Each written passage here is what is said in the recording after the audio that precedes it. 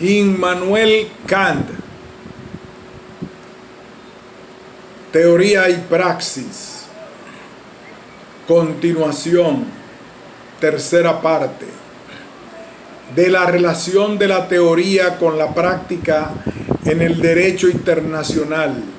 considerada desde el punto de vista filantrópico universal, esto es, cosmopolita,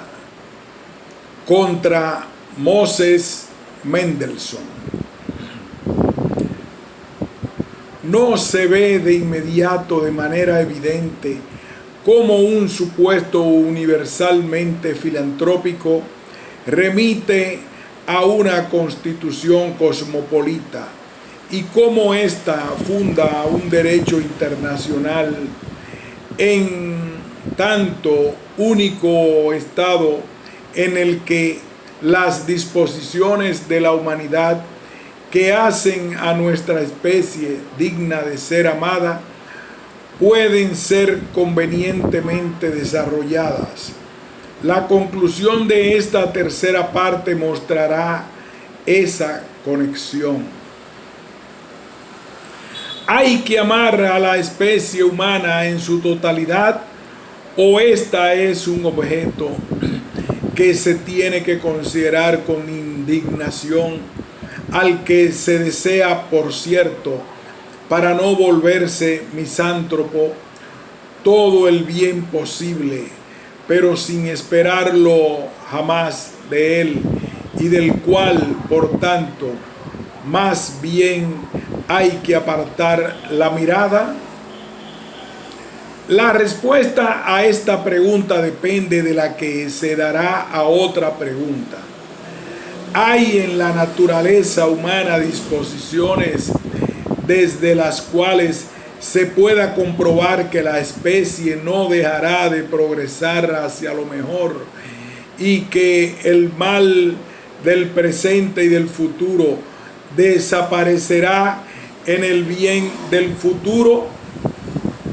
Pues entonces podemos amar a la especie, al menos en su incesante aproximación al bien, mientras que de otro modo tendríamos que odiarla o despreciarla.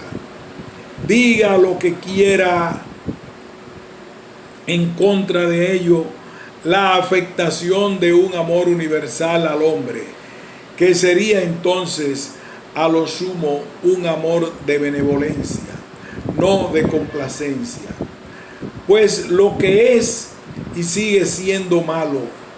sobre todo en la violación mutua premeditada de los derechos más sagrados del hombre, no se puede seguramente evitar odiarlo, incluso esforzándose al extremo en hacer brotar en sí el amor, no precisamente por hacer mal a los hombres, pero para tener el menor trato posible con ellos. Moses Mendelssohn era de esta última opinión. Jerusalén, segunda sección, que él lo pone a la hipótesis de su amigo Lessing acerca de una educación divina del género humano. Para él es una quimera que el todo, la humanidad aquí abajo, deba en el curso de los tiempos ir siempre delante y perfeccionarse. Vemos, dice, que el género humano en conjunto hace pequeñas oscilaciones y jamás dio algunos pasos hacia adelante sin retroceder poco después con redoblada velocidad a su estado anterior. Esto es justamente la roca de Sísifo, y de este modo se toma la tierra, como los indios, por lugar de expiación de antiguos y ahora ya no recordados pecados. El hombre va más lejos, pero la humanidad oscila constantemente entre límites fijos, sube y baja, pero considera en conjunto, conserva en todas las épocas aproximadamente el mismo grado de moralidad, la misma proporción de religión e irreligión, de virtud y vicio, de felicidad y miseria. Introduce estas afirmaciones diciendo: ¿queréis adivinar qué intenciones tiene la providencia para con la humanidad? No forjéis hipótesis, antes las había llamado teorías. Solo mirad en torno de vosotros lo que realmente sucede, y si podéis abrazar de una ojeada la historia de todos los tiempos, mirad lo que ha pasado siempre. Este es el hecho. Esto es lo que ha tenido que formar la parte de la intención, que ha tenido que ser recibido o al menos admitido en el plan de la sabiduría. Mi opinión es otra. Si es un espectáculo digno de una divinidad ver que un hombre virtuoso en lucha contra contrariedades y tentaciones que lleva al mal se resiste a ellas, sin embargo, es entonces un espectáculo en grado máximo indigno. No diré de una divinidad, pero incluso el hombre más ordinario, pero honesto, ver que el género humano se eleva periódicamente a la virtud para recaer poco después tan profundamente de nuevo en el vicio y en la miseria. Contemplar un momento de tragedia puede ser quizás conmovedor e instructivo, pero por último tiene que caer el telón, pues a la larga eso se vuelve farsa. Y aunque los actores no se cansen de ello, porque son bufones, se cansará el espectador, que se harta con el acto o con otro tan pronto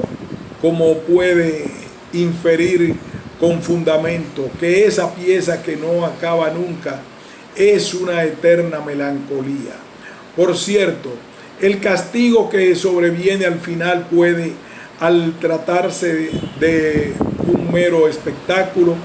remediar las sensaciones desagradables por medio del desenlace, pero dejar que en la realidad se acumulen innumerables vicios, aunque entremezclados con virtudes, para que un día sean bien castigados, repugna, al menos según nuestra concepción, a la propia moralidad de un sabio creador y gobernador del mundo. Por consiguiente, podré admitir que, puesto que el género humano está desde el punto de vista de la cultura, que es su fin natural, en progreso constante, ha de ser concebido también en progreso hacia lo mejor desde un punto de vista del fin moral de su existencia. Progreso que ciertamente puede resultar a veces interrumpido,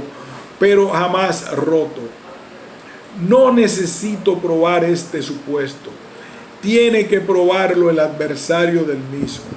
pues me apoyo en mi deber innato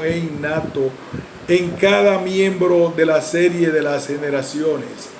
en la que como hombre en general estoy, y sin embargo con la constitución moral necesaria en mí no soy tan bueno como debiera y por tanto pudiera ser. Deber de obrar sobre la posteridad de modo que ésta mejore constantemente, de lo cual por tanto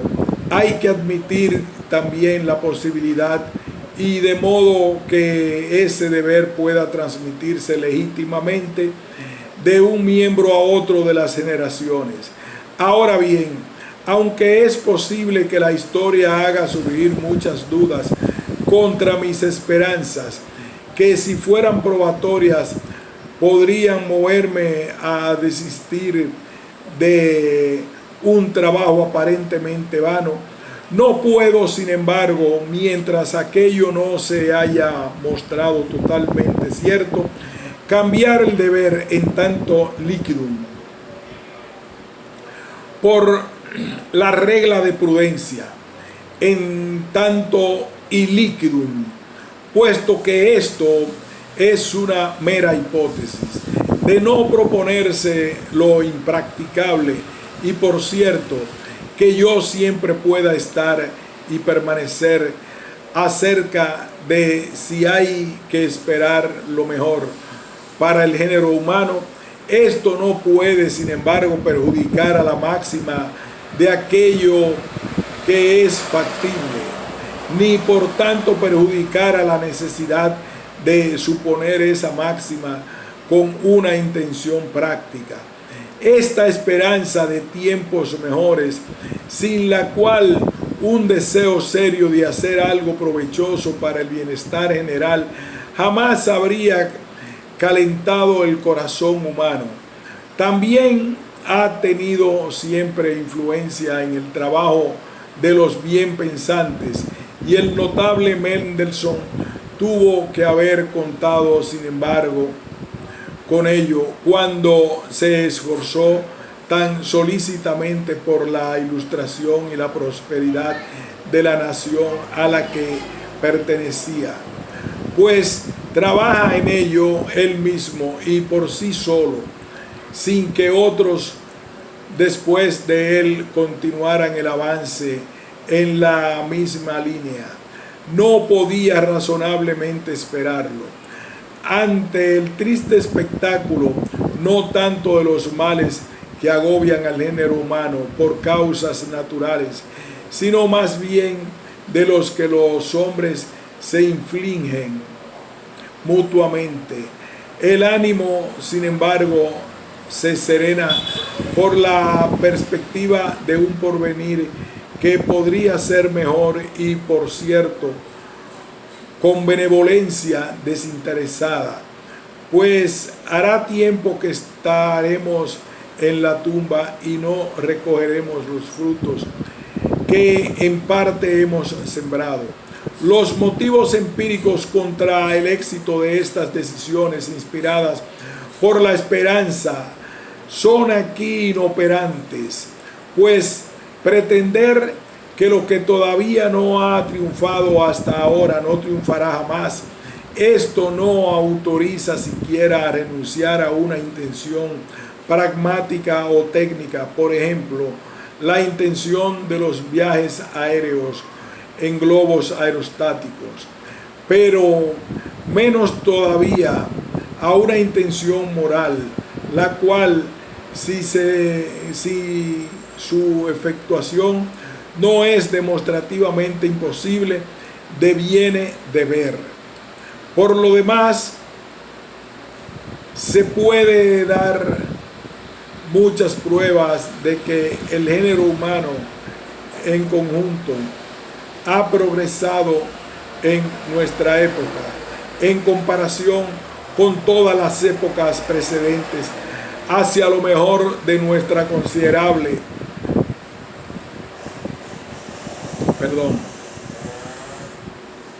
ha progresado. Por lo demás, se puede dar muchas pruebas de que el género humano en conjunto ha progresado en nuestra época en comparación con todas las épocas precedentes hacia lo mejor de manera considerable desde el punto de vista moral. Breves retardos no pueden probar nada en contra, y de que el alboroto que se hace en torno al irresistible envilecimiento creciente del género humano proviene precisamente de que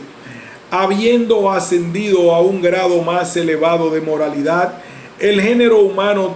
tiene ante sí un horizonte más amplio y su juicio sobre lo que se es en comparación con lo que se debería hacer. Por tanto,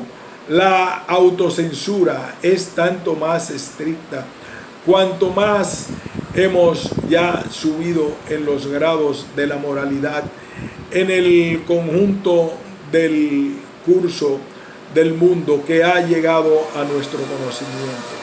Si nos preguntamos ahora por cuáles medios se podría mantener ese incesante progreso hacia lo mejor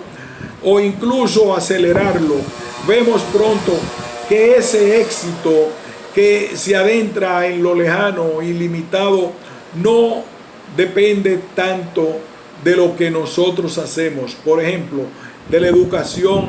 que damos al mundo juvenil y del método según el que nosotros debemos proceder para efectuar ese resultado, sino de lo que haría en nosotros y con nosotros la naturaleza humana para obligarnos a seguir una vía a la que difícilmente nos someteríamos por nosotros mismos, pues es de ella, o más bien de la providencia, porque se requiere una sabiduría suprema para cumplir ese fin, que podemos solamente esperar un éxito que concerniera al todo y de aquí a las partes, mientras que, por el contrario, los hombres en sus proyectos solo arrancan desde las partes e incluso no van lejos, pues al todo como tal, demasiado grande para ellos, pueden por cierto extender sus ideas, pero no su influencia, sobre todo porque al oponerse mutuamente en sus proyectos difícilmente se unirían para ello a partir de un propósito propio y libre. Así como la violencia unilateral y la miseria que resulta de ella tuvieron finalmente que conducir a un pueblo a la resolución de someterse a la coacción que la razón misma le prescribe como medio, a saber, a la que las leyes públicas y entrar en una constitución civil. Así también la miseria que nace de las guerras constantes en las que los estados tratan de reducir o someter a otros estados, tiene que llevarlos finalmente, incluso contra su voluntad, a entrar en una constitución cosmopolita, o si semejante estado de una paz universal, como en efecto ha ocurrido varias veces con estados demasiado grandes. Es, por otro lado, todavía más peligroso para la libertad, puesto que acarrea el más terrible despotismo. Entonces, esa miseria tiene que coaccionar a los estados, a un estado que no es ciertamente una comunidad cosmopolita bajo un jefe, pero sí un estado jurídico de federación según un derecho internacional concertado y común. En efecto, el avance de la cultura de los estados, con la propensión creciente que la acompaña de ampliarse a expensas de los demás por astucia o por violencia, tiene que multiplicar las guerras, provocar costos siempre más elevados y por ejércitos siempre más acrecentados, con una paga permanente, mantenidos en pie y disciplinados, provistos de armamentos y siempre más numerosos, mientras que carecen de constantemente pueda esperar un incremento progresivo proporcionado a ellos de los metales que los representan. Por otra parte, ninguna paz dura bastante como para que el ahorro hecho en sus en su transcurso iguale al gasto para la próxima guerra, contra lo cual la invención de las deudas públicas es, por cierto, un recurso ingenioso, pero que termina por destruirse a sí mismo. Por tanto, lo que la buena voluntad habría debido hacer, pero no hizo, tiene finalmente que efectuarlo la impotencia, que cada estado se organice en su interior de modo tal que no sea el jefe de estado a quien la guerra propiamente no le cuesta nada, porque la hace a expensa de otro, a saber del pueblo, sino el pueblo al que la guerra le cuesta, quien tenga la voz decisiva acerca de si debe haber guerra o no, para lo cual es verdad que se tiene que presuponer necesariamente la realidad de esa idea del contrario originario, pues el pueblo se guardará muy bien de ponerse en peligro de una indigencia personal que no alcanza al jefe, por meras apetencias de expansión o a causa de presuntas ofensas meramente verbales. Y de este modo la posteridad, sobre la cual no se harán caer cargas que no ha merecido, podrá también progresar siempre hacia lo mejor, incluso en sentido moral, sin que la causa de ello pueda ser el amor de la que ella sería el objeto, sino solo el amor que cada época experimenta hacia sí misma, en cuanto cada comunidad incapaz de dañar a otra más poderosa tiene que atenerse únicamente al derecho y puede esperar con fundamento que otras comunidades precisamente formadas como ella vendrán entonces en su ayuda. Esto, sin embargo, no es más que opinión y mera hipótesis, incierta como todos los juicios que, para un efecto intentado que no está enteramente en nuestro poder, quieren asignarle a ese efecto la única causa natural que le conviene, e incluso como tal, esa opinión no contiene en un estado ya existente un principio que permita al súbdito imponerlo coactivamente, como se mostró anteriormente, sino que tal principio es solo para los jefes libres de coacción. Aunque ciertamente no esté en la naturaleza del hombre, según el orden habitual, el desistir libremente de su poder no es, sin embargo, imposible que esto ocurra en circunstancias apremiantes, de manera que se pueda tener esto por una expresión no inadecuada de los deseos y esperanzas morales de los hombres, cuando son conscientes de su impotencia. Esperar la providencia de las circunstancias requeridas para ello, la providencia procurará al fin de la humanidad en el conjunto de su especie para permitirle alcanzar su destinación última mediante el libre uso de sus fuerzas, tanto como éstas lleguen un resultado al que, considerados aisladamente, pues precisamente la contraposición mutua de las inclinaciones de las que nace el mal procura a la razón un libre juego que permite someterlas en conjunto y hacer reinar en vez del mal que se destruye a sí mismo el bien que, una vez que está ahí, se mantiene por sí mismo en lo sucesivo. La naturaleza humana en ninguna parte aparece menos digna de ser amada que en las relaciones mutuas de pueblos enteros. No hay un estado que esté un instante seguro respecto a otro en cuanto a su independencia o su propiedad. La voluntad de someterse o de disminuirse recíprocamente es constante, y el armamento defensivo que a menudo hace que la paz sea más opresiva todavía y más ruinosa para la prosperidad interior que la guerra misma, jamás puede disminuir. Contra esto no hay otro medio posible que, por analogía con el derecho civil o político de los particulares, un derecho internacional fundado en leyes públicas apoyadas por la fuerza, a las que cada estado tendría que someterse, pues una paz universal duradera por medio de lo que se llama equilibrio de las fuerzas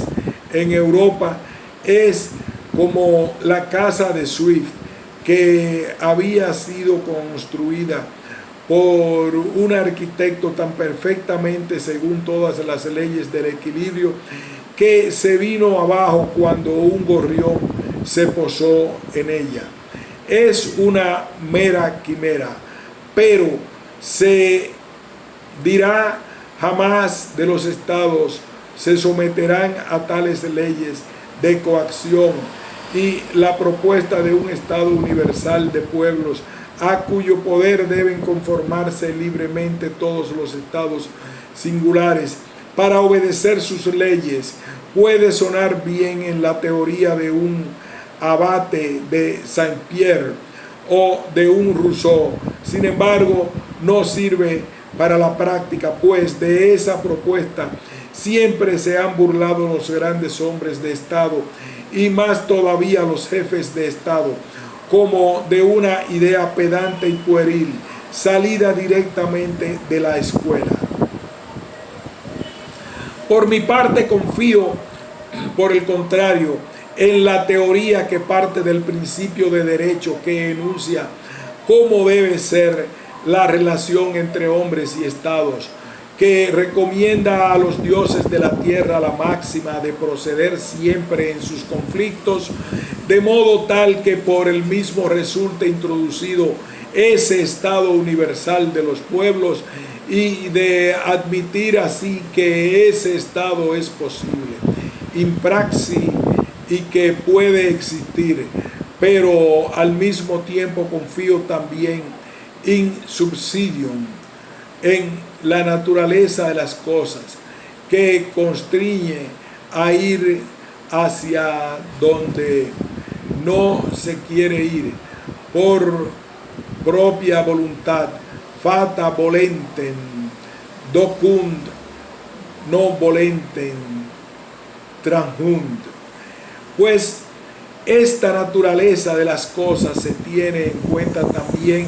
la naturaleza humana, a la cual, puesto que en ella se mantiene siempre vivo el respeto del derecho y del deber,